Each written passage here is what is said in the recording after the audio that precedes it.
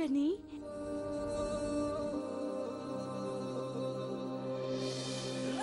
Hi Parvati. Hi గని.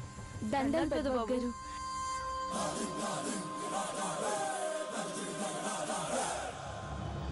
ఏంటి పార్వతి అలా చూస్తున్నావు?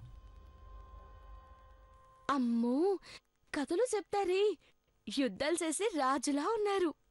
Yes Parvati, Ghattamaneni Devendra is really a prince. మరి మేము హలో మహేంద్ర బాబు, ఒక రాజ్యానికి ఒకడే రాజుంటాడు, ఓకేనా?